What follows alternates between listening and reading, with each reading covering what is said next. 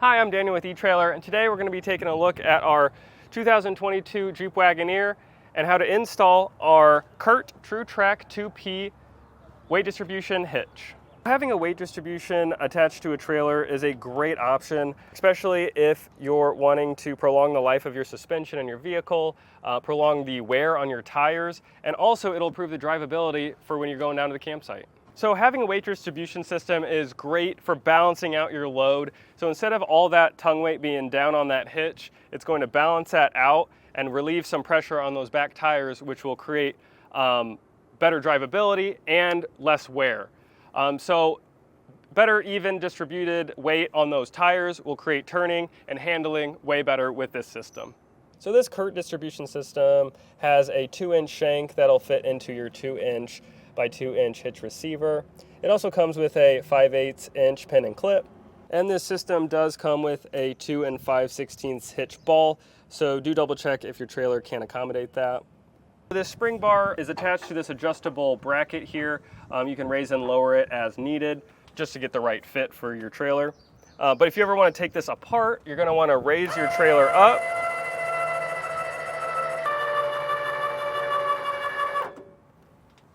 And once you have it raised, that releases the tension on these spring bars.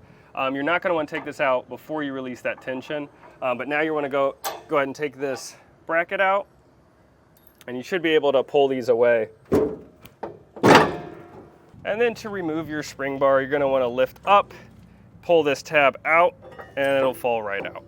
Throw them in the back of your car and hit the grocery store while you're at the campsite. When you're ready to hook back up to your trailer and you're headed to the next site, you want to go ahead and put your spring bar back in until it clicks. And now you're going to want to grab this device that comes with the kit, and you're going to want to put that up underneath here, tilt it forward, and apply a little pressure so this goes into place. And you may need to scoot it back just a little bit so you can get that clip in there. Now we're going to put our clip back with our pin, and we're ready to go. The install of this system is pretty straightforward. It's pretty easy to do. You can do it at home. There is a lot of minute details that you need to keep in mind. So if that kind of frightens you or you don't have the tools or time, feel free to check out our dealer locator and we can find a professional to do it for you. Without further ado, let's get into the install. All right, so first off, we're going to unhitch our vehicle from our camper here, and then we're going to get our camper level. If you're not on completely level ground, you can always take a measurement from a spot on your camper just to make sure, the front and the back, just to make sure it's level. And then we're going to come up here and get a measurement from the ground to the top of our ball coupler here. So today, once we got ours leveled, it's about 21 1/4. And that's going to be important for later. So now we're going to go ahead and find the tongue weight of this specific camper, and that's going to be important to know for later when we're determining the height of our ball mount.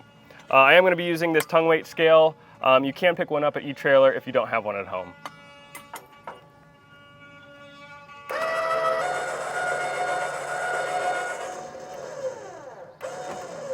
It looks like the tongue weight for this camper is about 800 pounds. As per the instructions, it does say to add 1/8 of an inch per 100 pounds of tongue weight. So our ball mount will be about an inch higher than the top of our coupler because it's about 800 pounds of tongue weight. So if you have a Jeep Wagoneer that has the CURT system, which is the air suspension system, you are going to want to disable that first before you get all your measurements. So first off, to disable your suspension is you're going to want to toggle this button down in order to lower that suspension to normal drive height mode. So now you're going to want to go into your settings, toggle down to suspension, and once you hit that, you're going to want to find this tire jack mode, and you're going to want to press that on. So now air suspension temporarily disabled. It'll say that in your dash up here. So once you disable your air suspension on the inside, you're going to want to kind of come out here and get some measurements. So from the ground to your top of your fender here is a measurement you're going to want to keep in mind. Just jot that down. And then you're also going to want to come to the back here and get that same measurement. Those numbers will come back when you put the weight back on the hitch. You're going to want to come back and check those. First, we're going to want to put our ball mount in place. If you do have a low clearance vehicle, you can put it in like that, depending on the height you need. But for today, we're going to put it in just like that. I'm going to go ahead and put this pin and clip in as well.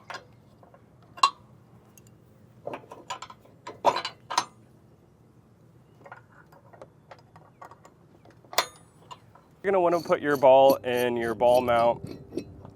Now I'm going to go ahead and torque this ball down to the specs and the instructions. It is pretty high, so if you don't have the means to do it on your own, feel free to check out our dealer locator. We can find someone who can torque this down for you.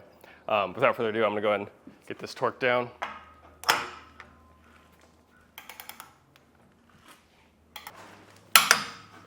So now I'm going to go ahead and put the ball mount into place with these bolts here. Make sure the conical tooth washer is facing towards the metal so it bites in.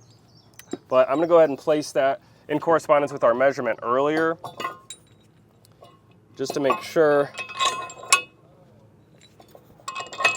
we have the right height here. We are setting this about an inch higher than our measurement we took earlier, just because that tongue weight's going to be pushing down, so everything's level when it's all said and done. We did find out that we are going to need a shank with a higher drop, just due to how high our Wagoneer sits off the ground and how low the Airstream sits. So we just needed that little bit more of a drop, and we do have options here at eTrailer to make that work. Let's go ahead and tighten these down.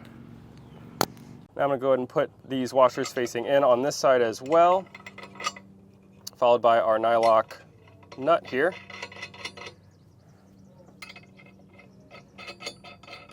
I'm going to go ahead and tilt this back. It does say it's better to have it being tilted towards the vehicle rather than tilted towards us. But I'm going to go ahead and tighten this top bolt down here with a 27mm socket.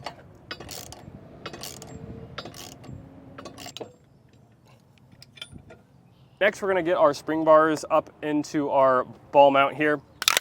Now I'm just going to give it a good coating of some grease and then push that into place here. All right. Before we get all this connected, you're going to want to make sure you know the height of your vehicle without anything attached to it. So we just use this for reference, just to see what it was without it attached.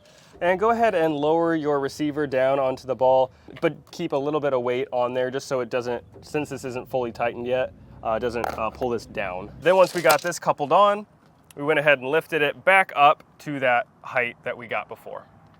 Now you're going to want to raise your spring bar best you can, and you're going to want to have your bracket past this 4-inch mark from the end here. It looks like on our trailer here we can put it right against this existing box.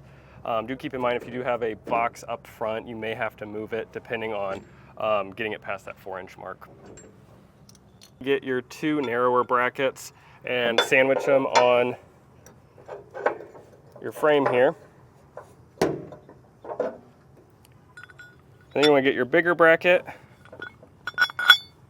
put your bolt in, put that through the rest, tighten it down with a nylock.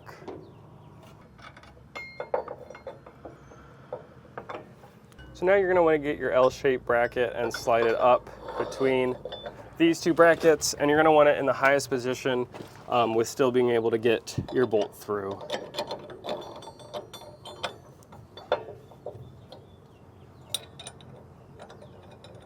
So now I'm going to tighten with a 19mm socket, and I'm going to make sure to go ahead and do this full assembly on the other side as well.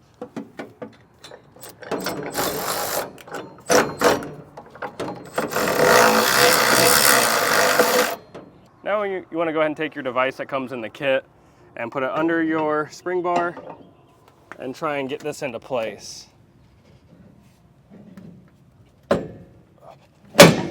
And once that's in place, you can go ahead and put your L bracket in with your clip on the bottom.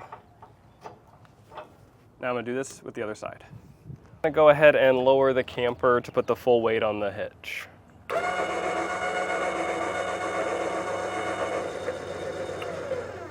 Something we wanted to look for is this bar being nearly parallel with our A frame here.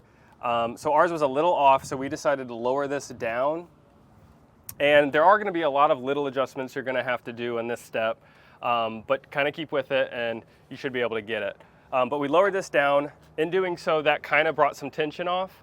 So what we did was we tightened this set screw, so that created more of a drop to our ball, and that create more of a tension to our spring bars here. So once you get that spring bar nearly level, the first thing you're going to want to check is the distance from the ground to your upper wheel well here. And this measurement should be nearly the same as when without the trailer on the back. The back measurement is nearly the same, but this can drop about 1 inch and you should be fine there. If you do get your measurement off on the front wheel well there and it's not the same, something to fix that is to put this set screw further back this way to further tilt and further put pressure on these spring bars, and then recheck. Once you got all your measurements the way you like it and everything's nice and level, you're going to want to torque down your bolts here to the specs and the instructions, and then there's another set screw at the bottom here that you're also going to want to torque down. And this bottom set screw will be an 1-inch socket. Now is a look at our CURT distribution hitch on our 2022 Jeep Wagoneer. If you have any further questions, please feel free to reach out to us at eTrailer. I'm Daniel. Thanks for watching.